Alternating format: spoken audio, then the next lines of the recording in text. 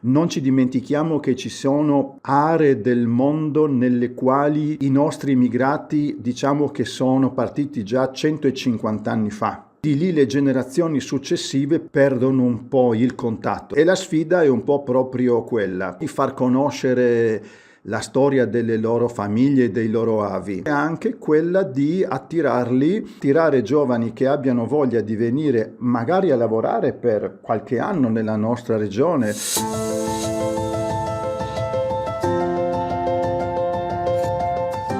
Qui altrove, Migrazioni d'oggi in Friuli è un podcast del Museo Etnografico del Friuli, della rete dei civici musei di Udine.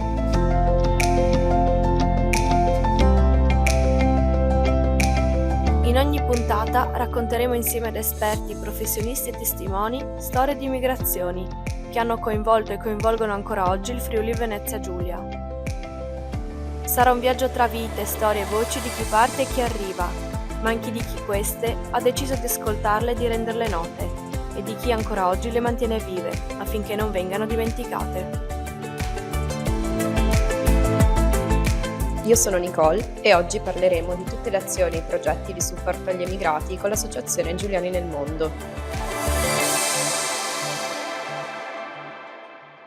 Buongiorno, Presidente Perini, la ringrazio per aver deciso di partecipare e volevo iniziare chiedendole come e quando è nata l'associazione Giuliani nel Mondo.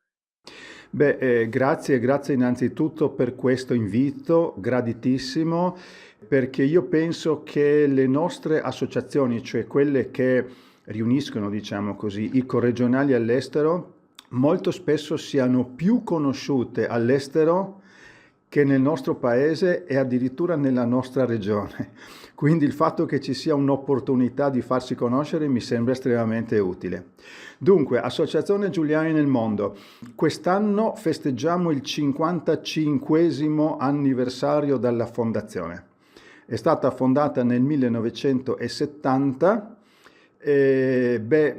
Ci sono tante persone che sono state dietro a questa cosa, però diciamo che forse chi va ricordato in particolare è l'ex sindaco di Trieste Marcello Spaccini, che appunto ha portato avanti l'idea e assieme appunto al comune di Gorizia anche e alla regione Friuli Venezia Giulia poi hanno portato avanti questa cosa, insomma. Ovviamente il pensiero retrostante era per la peculiarità dell'Associazione Giuliani nel Mondo, che la differenzia da tutte le altre associazioni addirittura di connazionali all'estero, non solo dei corregionali, e cioè di rappresentare anche persone originarie di territori che non fanno più parte del territorio nazionale. E mi riferisco naturalmente a Istria, Dalmazia e Fiume, e si confonde naturalmente i nomi di oggi con i nomi di quella volta. Che è una peculiarità particolarissima, perché è ovvio che mentre tutti gli emigrati, anche se lontani da casa per anni, decenni, eccetera, avevano sempre un luogo a cui pensare e dove poter eventualmente ritornare, per gli esuli da quei territori invece questa speranza non ci poteva essere più. Di cosa si occupa concretamente la vostra associazione? Ecco, questa è una domanda complessa che sintetizzare è un pochino difficile. Io ci provo, ma io direi almeno 3-4 linee direttrici fondamentali. Dunque, una è di mantenere ovviamente i collegamenti più stretti possibili fra la nostra diaspora, a me piace chiamarla così, nel mondo, e i territori di origine, appunto, perché tra le altre cose, siccome negli anni per fortuna le cose sono cambiate molto, oggi non solo i nostri immigrati ed esuli possono rientrare per un viaggio, per una visita a Trieste in regione Friuli Venezia Giulia, ma possono anche, e li abbiamo accompagnati infatti, possono ritornare, diciamo, a vedere i loro luoghi di infanzia, per dirne una, appunto in quella che oggi è Slovenia oppure Croazia. Quindi questo primo collegamento forte. Poi fare in modo che tutti i nostri circoli nei 5 continenti si conoscano e si parlino tra di loro. È importantissimo. Una volta questo non succedeva, semmai erano in contatto con la sede di Trieste, ma non tra di loro. Invece è importantissimo che si conoscano e che si parlino. Ultima cosa, il fatto di farsi conoscere dalle comunità dei paesi nei quali vivono, quindi non restare chiusi, certo fare anche eventi specifici per i nostri associati, ma anche farsi conoscere dalla cittadinanza, dalle comunità dei paesi nei quali vivono. Questo in estrema sintesi, poi ci sono tante altre cose. Come può un espatriato, un emigrato entrare in contatto con la vostra associazione? Quali sono le modalità? Beh, innanzitutto io spero che anche questa intervista stessa serva per farci conoscere. Comunque abbiamo un sito internet che stiamo rinnovando sinceramente perché era un po' vecchiotto e così è un po' statico. Abbiamo una pagina Facebook, stiamo attivando un account Instagram. Innanzitutto, per esempio, Facebook, io vedo che è molto visto il nostro Facebook, mettiamo abbastanza notizie su tutto quel che si fa a Trieste, in Italia e nel mondo. Ecco, quella è un ottimo modo per entrare in contatto con noi. Dico subito che sono felicissimo se qualche piccolissima anche comunità di giuliani nel mondo che finora non è entrata in contatto con l'associazione di Trieste ha voglia di farlo, siamo qui pronti.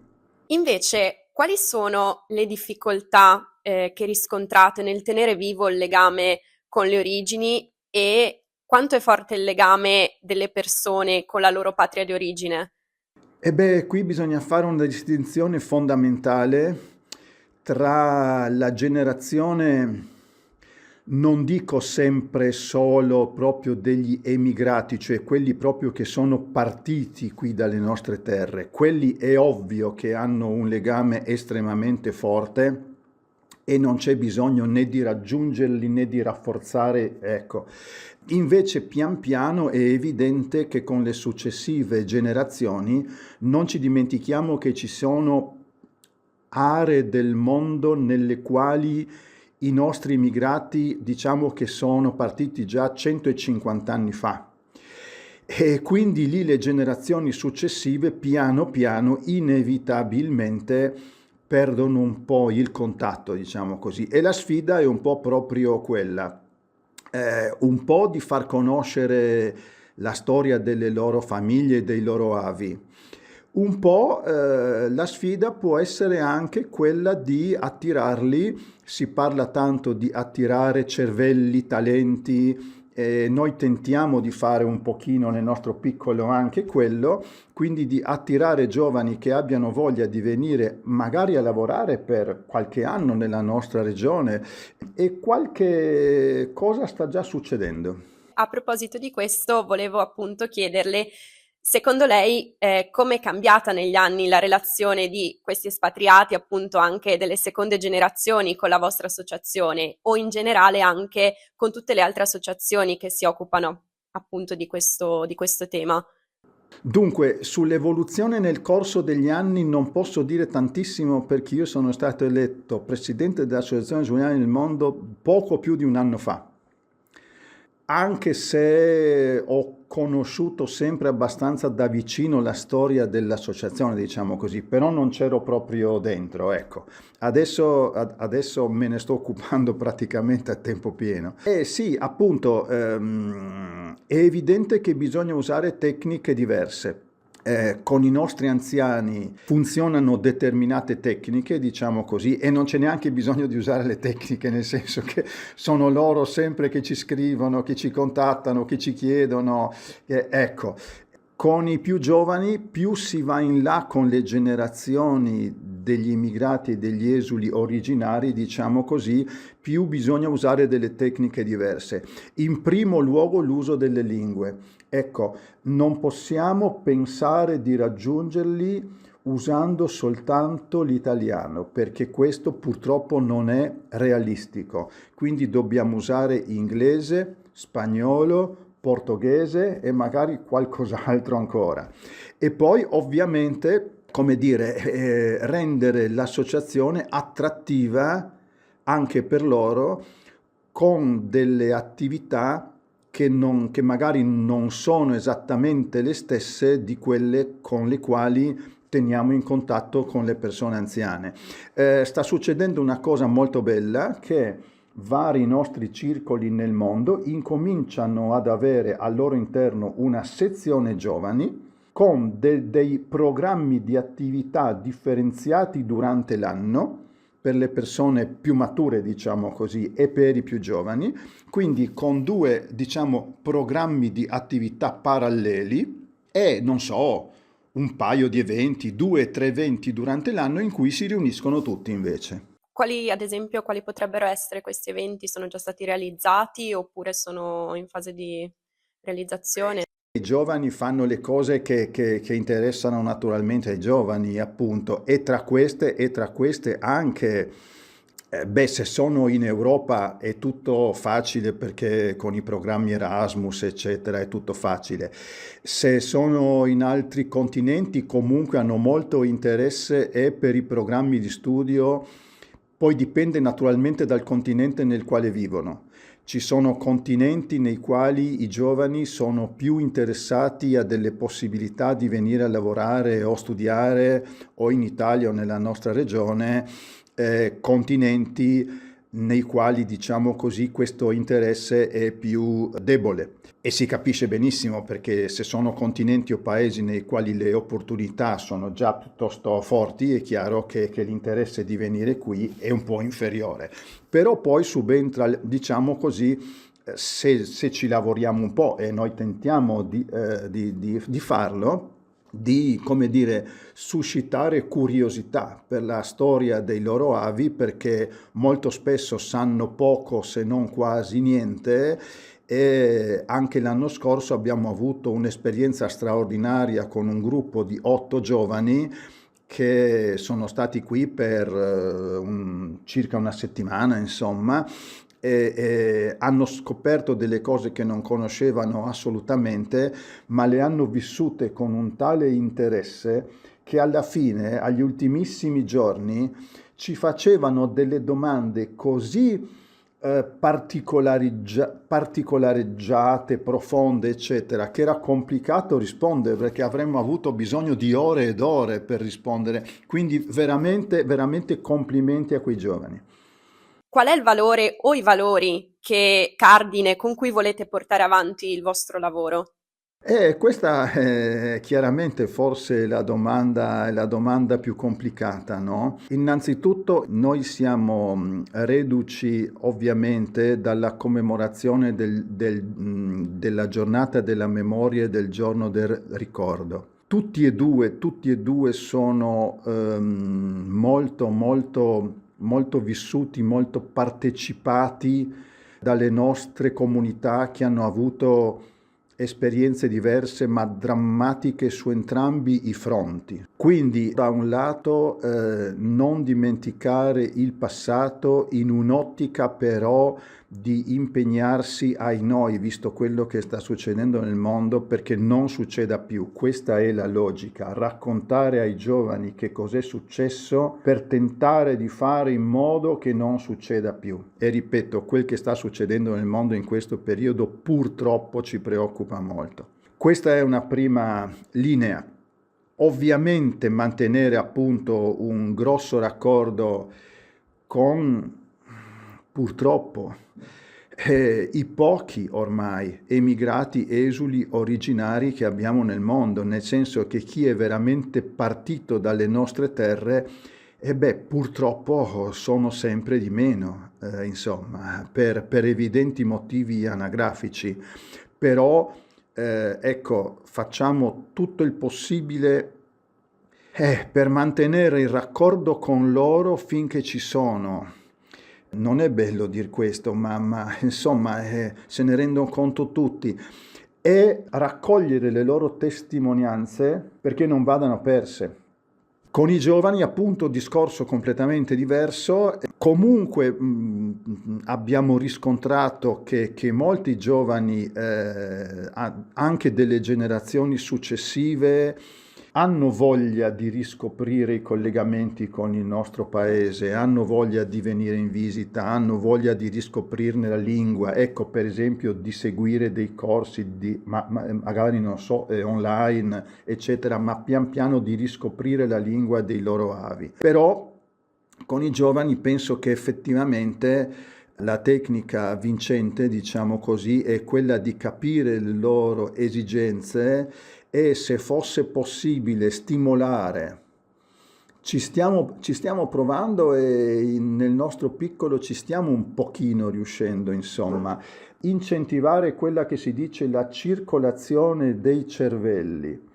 Quindi, così come non si tratta di frenare i nostri giovani che vogliono andare a fare esperienze all'estero, perché è giusto che le facciano. Ecco, però fare in modo che chi parte sia incentivato a ritornare e chi non c'è mai stato ma ha appunto gli avi che vengono dalle nostre terre sia interessato a venire a fare un periodo di esperienza qui, penso che sia estremamente importante. Ah sì, aggiungo una cosa, che ai gruppi che ho citato prima, questo è importante e me ne stavo dimenticando, agli anziani, a tutte le successive generazioni dei nostri emigrati ed esuli, si aggiunge un gruppo, una diciamo nuova categoria che poi non è nemmeno tanto nuova, che noi desideriamo raggiungere, che sono tutti gli espatriati che non sono affatto emigrati. È giusto che non si riconoscano come emigrati, che sono gli espatriati per mobilità studentesca o professionale in tutto il mondo, e dico subito perché non è giusto, cioè perché loro stessi non si riconoscono come emigrati, perché hanno un grande rispetto per l'emigrazione storica, che ha avuto delle caratteristiche evidentemente particolarissime che oggi non si possono ripetere più, e quindi si rendono ben conto che non possono essere messi accanto a chi è partito magari con una nave e ha dovuto fare 40 giorni di viaggio in condizioni piuttosto difficili e non è ritornato in patria se non 30 anni dopo o in qualche caso mai. Quindi i moderni, diciamo così, espatriati per mobilità professionale, per il rispetto che portano verso gli emigrati storici, si considerano una categoria evidentemente diversa, sotto questo aspetto fortunata rispetto ovviamente agli emigrati e agli esuli storici. Ma noi siamo molto interessati a stabilire contatti con i nostri espatriati in mobilità professionale nel mondo, proprio per creare questa circolazione di persone che partono, tornano, fanno esperienze, eccetera. E ultimissima domanda, se c'è qualcosa in particolare che vuole condividere con noi, di cui non abbiamo ancora parlato, qualche iniziativa, qualche attività che ha a cuore. Quest'anno ne abbiamo parecchie.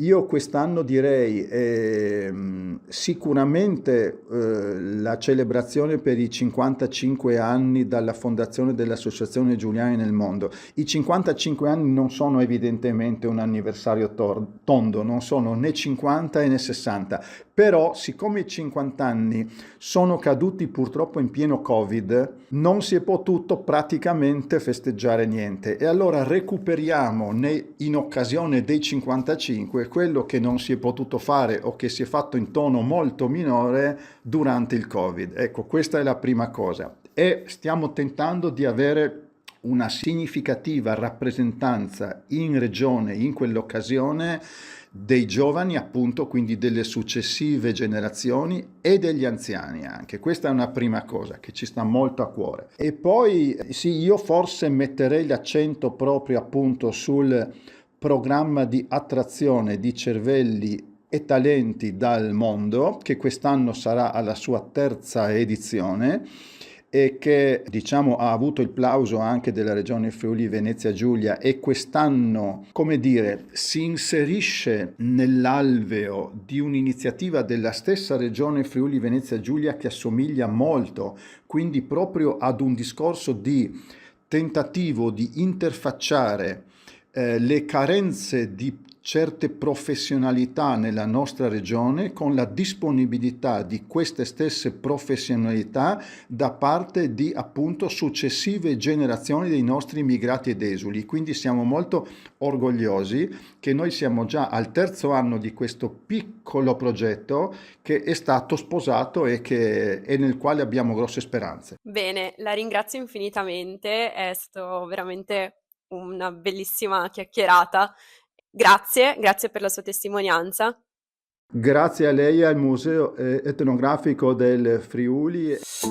Quello che avete appena ascoltato è un podcast a cura del Museo Etnografico del Friuli, realizzato nell'ambito del progetto Qui altrove Migrazioni d'oggi in Friuli, con il sostegno della Regione Autonoma Friuli Venezia Giulia.